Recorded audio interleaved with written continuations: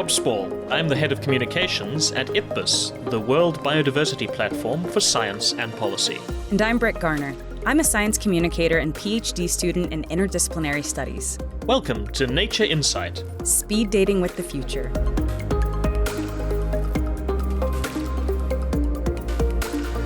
As hard as it is to believe, this is the last episode of our first season of Nature Insight.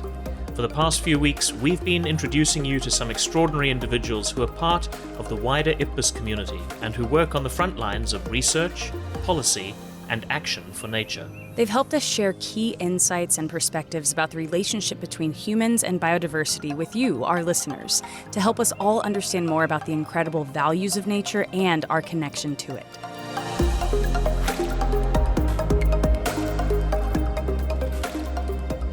When we decided to start this podcast, we had no idea we'd be recording this series during a period of such great global upheaval. Right now, every one of you listening in your own home or office, your own environment or habitat, has a unique perspective on the particular impacts of the COVID-19 pandemic. Many of you may remember our first episode when Brit and I shared sounds from our own lockdown experiences. Brit, are the wolves still howling in Missoula? Yes, they are, Rob. A bit thinned out, but definitely still there. I've got a little piece for you.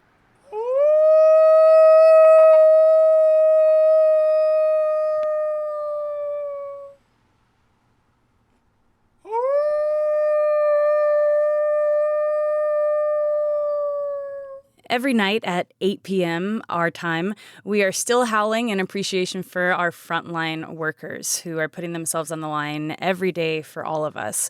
So at night, we howl like wolves, and in the day, especially for myself, while I am either experiencing more screen time or inside more, I do have one delightful, less wild constant companion.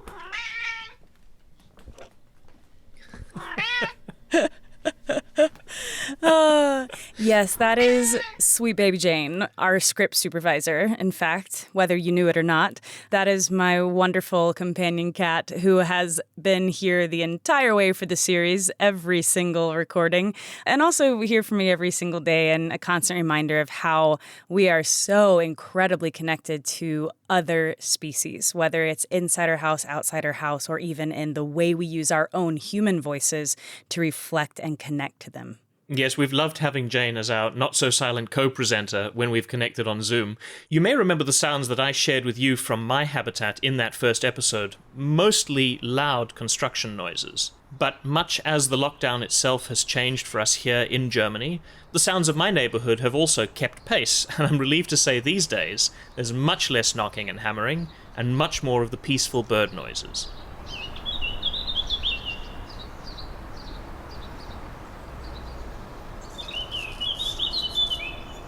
I think it's really interesting how we react so differently to different noises, and how, for most of us, the sounds of nature often equate to peace and to rest. It's true, though, as we discussed in the first episode, it is possible they are just yelling about putting that twig there to build that nest. Rob, have you confirmed with the birds if they are still in construction, or is this their downtime as well? I haven't, but my daughter really thinks that interpretation that you gave in the first episode is now, every time we hear a bird, that's how she interprets it. And isn't that so funny? You know, something that we say as an aside can absolutely have an effect not only on children, but just on everyone. The way that we see and think about those things we live next to and live with, and then the way that that actually has a value associated. So if we are thinking about those bird sounds as this wonderful, majestic, peaceful thing, that value we connote to the sound is totally different than that which would be given to, oh yeah, the birds are yelling about building the nest. And this is one of the reasons that I am so excited about the last extraordinary individual of this season's podcast. It is Brigitte Baptiste, one of the co-chairs of the IPBES Values Assessment. I've had the real privilege of working with Brigitte for more than 4 years now. And in many ways, she really does embody this idea of bridge building between cultures, between knowledge systems, and especially between academia and the realities of the challenges that we're actually trying to address on a daily basis. And I think it's one of the reasons that she's such a wonderful choice to co-chair the IPBES Values Assessment, because that's a role that's actually much less about writing the report and much more about bringing together what all of the other authors are doing into a powerful, coherent, policy-relevant final product. And speaking of final products, let's go ahead and formally introduce our final interviewee for this season of Nature Insight. Brigitte Baptiste studied the management of biodiversity, biocomplexity, and biopolitics. She was the general director of the Alexander von Humboldt Biological Resources Research Institute for almost 10 years, and she's now the director of Universidad AEON in Colombia and a member of IPBES's multidisciplinary expert panel. And she is also, as you said, one of the co-chairs of the IPBES Values Assessment. I spoke with Brigitte in Colombia, and we started at the very beginning by first defining what we mean by values.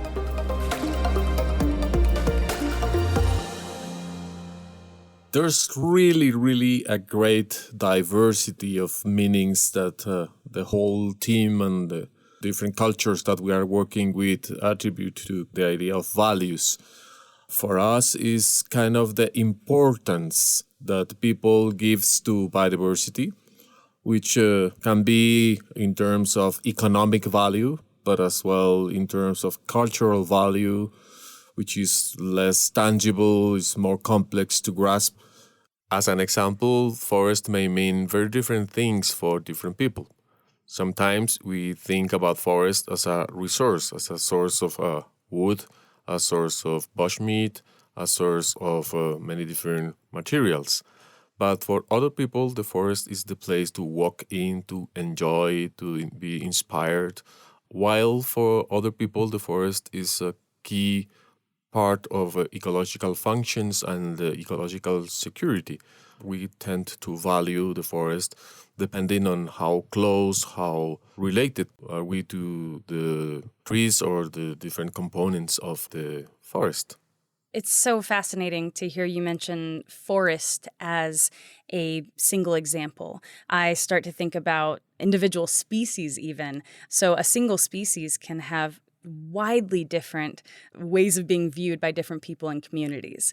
I think about myself, and sharks are my favorite animal. They have been since I was really little. And my dad and I love to go scuba diving together. And we specifically one time off the coast of North Carolina in the Atlantic Ocean went and did a shark scuba dive. We were on a shipwreck, and my dad and I made sure to seek out every single shark we could so that I could see all of the sharks.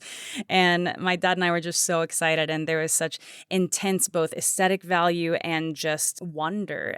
And yet, we got topside, called my mom afterward and told her about just how awesome the dive was. And the first thing she said was, "Michael, so help me God, if that child had been bitten by a shark, I don't even know where to start with this. Are you out of your mind?" And you can imagine how the conversation went. But my mom did not value the sharks quite the way that my father and I did.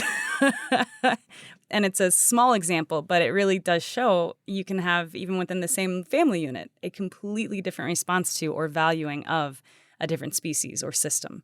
Well, that's a very nice example about swimming with sharks. I had to work for a few years with the indigenous communities in the northern part of Colombia, where they live from capturing turtles, the big sea turtles that are endangered, that are protected. But they have done that for decades. It's a source of income.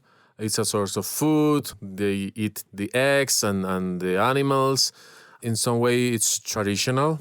But then they moved to a marketplace and started to sell the turtles and the meat prepared by some different recipes. And they got very successful.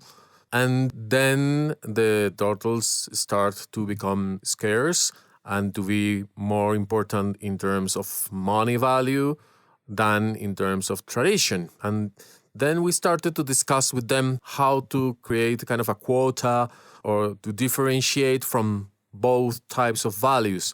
And finally, they accepted to free the small turtles to just catch some amount every year, and also to help to monitor in exchange of technical support and other types of assistance. But at the end, everybody was so afraid of breaking the law because the turtles are international acknowledged endangered animals, that to allow even a small quota would broke these international agreements. The tradition of the fisheries was not well established. So we went into a mess of different types of values, none of which were really clear to support the policy. Finally, I must tell that the project didn't succeed. Now the capture of turtles is going on a very hard rate, and the only control is made by police.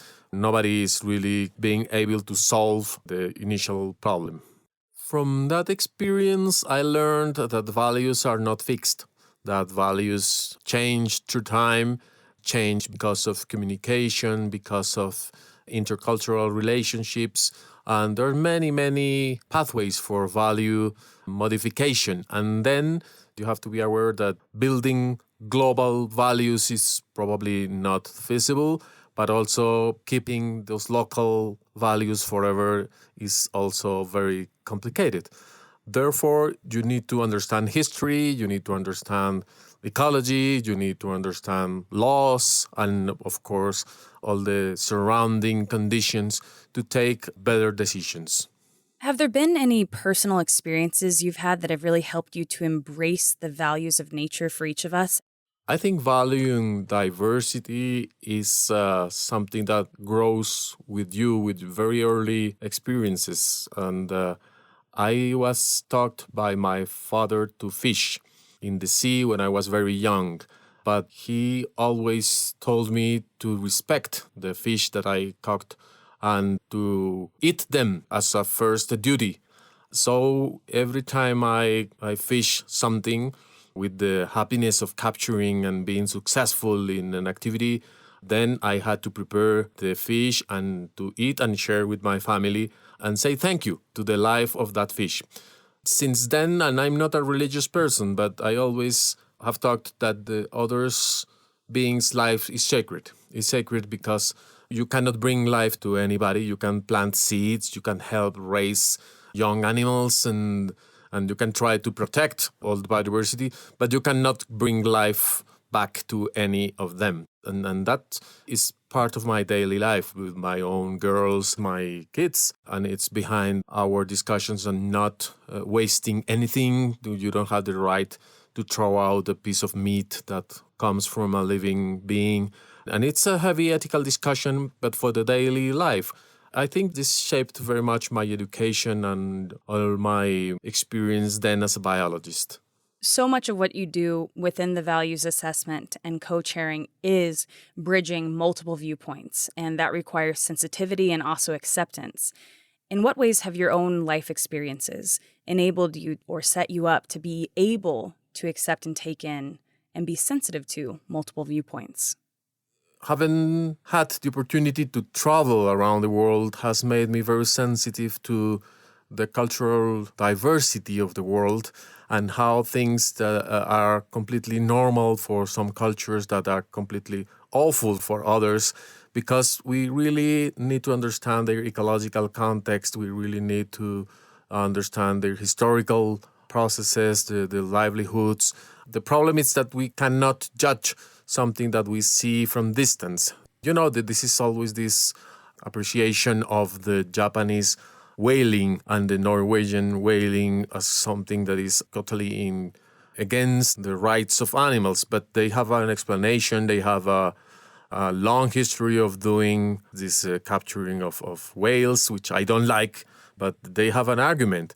It sounds like with this kind of a role, you have to be able to give space to a lot of nuance and a lot of different voices.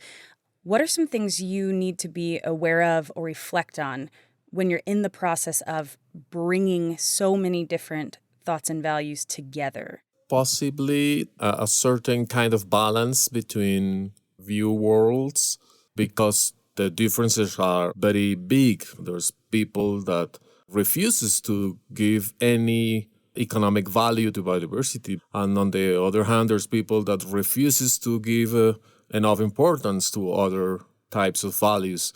And then you have to make sure that everybody has a voice.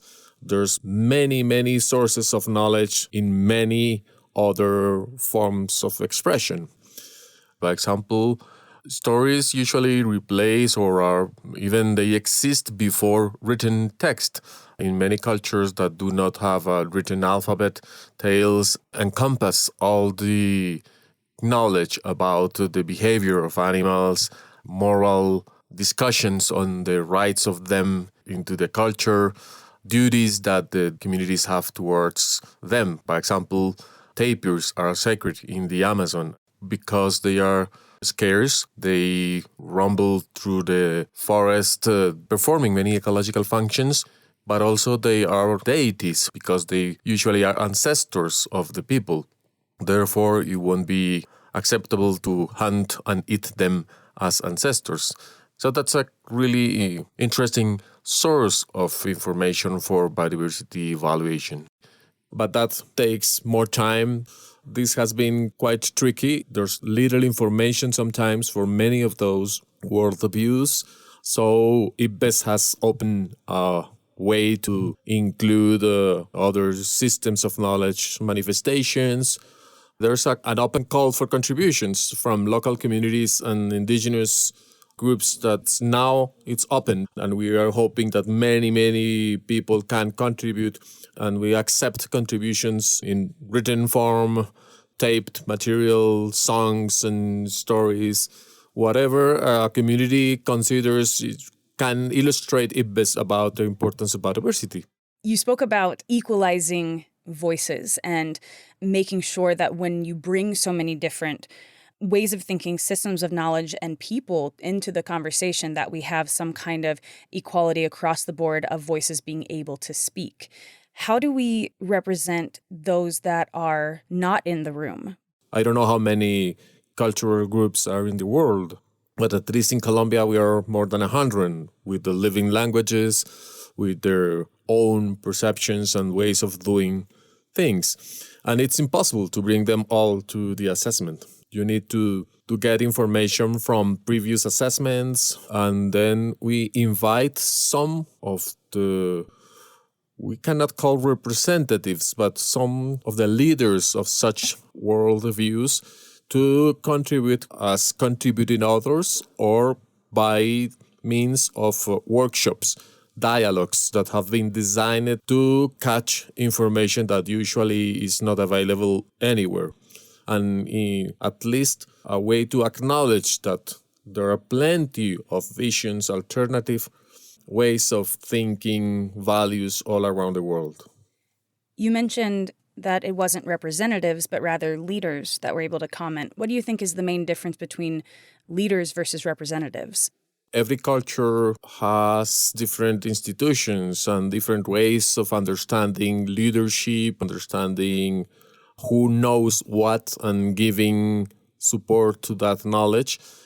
For example, women in many communities are responsible for food production, and if they are in charge of gardening, they will give a specific role to plants and nurturing and edible biodiversity.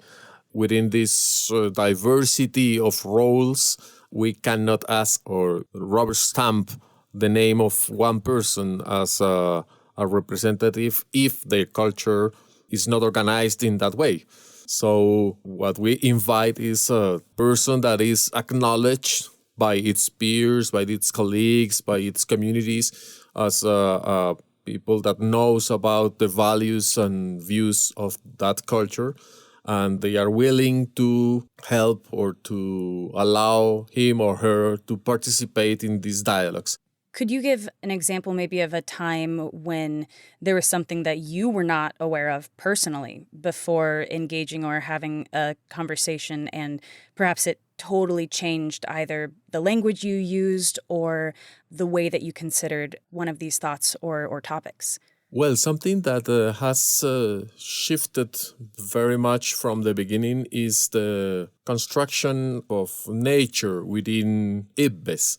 Nature is a cornerstone for all the IPBES work.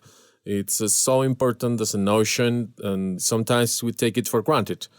And for regional or for the global assessment or other assessments, to talk about nature is kind of a convention that everybody understands. But then when talking about values, you realize that nature begins to become something much more complex. Because are you in? Are you out? Do nature surrounds you? Even the word nature has different meanings in different languages. In some languages, the word doesn't exist at all because people do not create a separation between society and the rest of biodiversity. Let's think about our bodies. We are organic, we have a particular anatomy, and everything is rooted on biological processes. We need to understand that everything we do is natural in a way, and we are the ones that define what is nature within our language and our cultural rules. And so nature is a cultural definition, and different cultures define nature in different ways. And we are still struggling with that, I won't lie about. You and me both. I am on a journey with a capital J when it comes to the idea of what is nature, which I used to think was so obvious. It's been a few years so far, I believe about 3 years so far for the values assessment. And so with something that takes a lot of time because it needs to, because it has to, get it right, or at least to the best of our abilities, and consider so many different ways of thoughts and knowledge and pieces. What are the dangers of rushing something like this versus the dangers of it moving too slowly when the issue is so acute as biodiversity loss is? Well, the balance is really tricky. The basic discussion about what it means to value, it's taking lots of time. Many people in the assessment are academics, so they like the issue of discussing concepts very much, but that's unavoidable. It makes richer the work. So the building of an official truth around the world is quite complicated. IPBES is not a conveyor of truth, luckily, but all the governments will accept certain findings that should be part of their policies in the future. So we are quite aware of this risk, especially with the issue of values. You can really create more conflict if you are not really careful. The podcast is called Nature Insight, Speed Dating with the Future. And this idea is that we were kind of thinking of sitting down with someone and having a very small amount of time to communicate the things that are most important to you, or that could, change your life or change the life of the person that you are speaking with. If you were speed dating with these issues closest to your heart, the subjects of values, biodiversity, what are those things that you would really want to say? Well, I think that I will really try to share my personal experience related to biodiversity, but related also with my body. And I think that we are part of the biological world, and we really need to recover that relationship. And for me, I have plenty of moments in my own story that are completely significant when I think who I am and where did I found a sense of purpose in life. And it usually goes back to childhood when I get in touch with nature, whatever it is. But when I swam with wild fish in the Amazon during my biology studies, when I walk on the mountains. So that's so important, this embodiment of biodiversity and the natural world. And I would like to offer to the next generations the opportunity to swim in the same rivers that I swam in, or to interact with the same birds I interacted in my city, in my home city. This is kind of a feeling of wanting to share, but also a feeling of rights you deserve for the future. And this is completely intertwined with the existence of nature.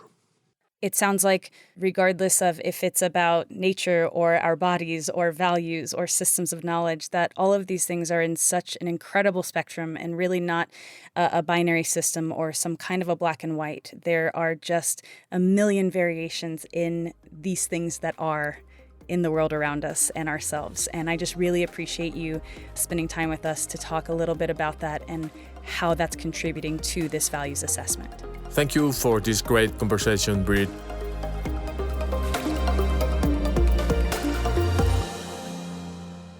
I am so thankful to have had the opportunity to speak to Brigitte Baptiste. And I just felt it was amazing to hear her talk about the interface of values and how many different ways that people can think and feel about nature, and oftentimes in ways that are conflicting, but that communication can really be the solution here.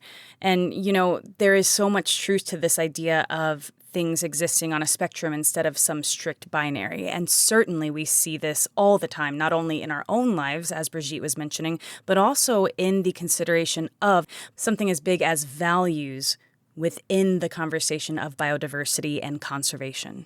And definitely. And one of the things that I think you can't do is to lead something like an assessment on values by only taking an academic approach or an approach that's informed by learning, as opposed to a personal understanding of the differences of values. And I think in your interview with her, Brit, what really shone through for me was the depth of understanding that Brigitte has about the different values that people hold and the different values that people ascribe on a very personal level to their relationships with nature and the contributions that they get from nature.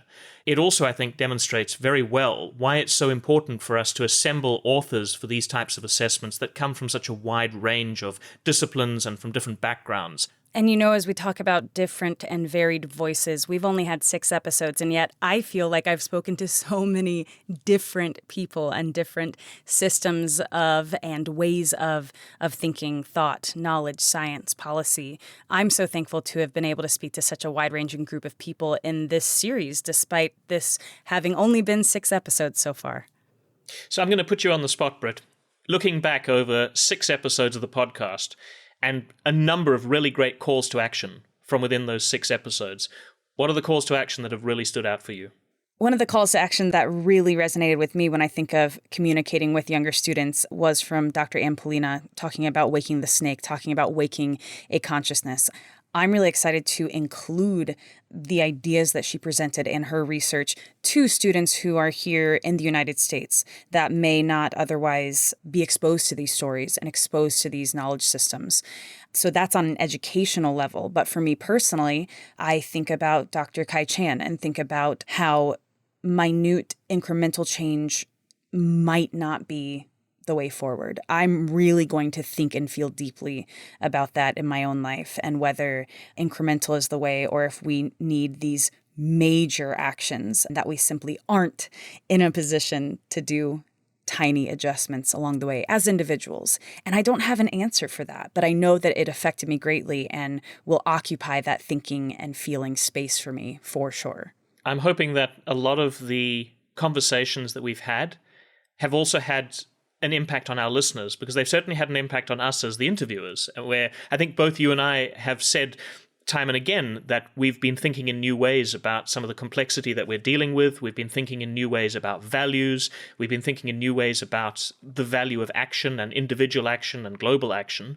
But I think it's also, as a podcast, I think it's achieved something which I didn't expect as much, and that is it really has shown the tremendous depth within the IPBES community of experience and of knowledge and of understanding and of insight. I mean, we called the podcast Nature Insight because a lot of the voices we've been hearing from are not the standard IPBES leadership voices. They're not the people who are usually the spokespersons who are standing on the stages, with the possible exception of Brigitte, who has done that. But really, I think giving an opportunity for the stakeholders within the IPBES community to make their point about the values of nature, I'm really hoping that that has been something that we've achieved. And when we talk about stakeholders, I think the concept of stakeholders can be a little bit overdone and a little bit hard to understand for many people. With IPBES, a stakeholder is anybody who can either contribute to the work that we're doing or benefit from the work that we've done or about to do. The year 2020 was supposed to be the year of biodiversity, at least within some international frameworks. And as someone who studies international policy for wildlife conservation, I was so looking forward to this. And as COVID-19 hit and has swept across the world, the focus has become more so on one species, on our own, making sure that we are going to get out of this and that we are going to be okay. And at first I was concerned that we might lose sight of all of those other species as we try to make sure that we are safe. And yet by doing this podcast, I've been reminded that it doesn't have to be one or the other. We can be thinking about our own healthiness and happiness, but also be considering the long-term effects and how this is even related to nature in the first place. And I'm so thankful to have done these episodes, to be reminded of that and to have our own little slice of that year of biodiversity, even if it's so different than what we originally anticipated.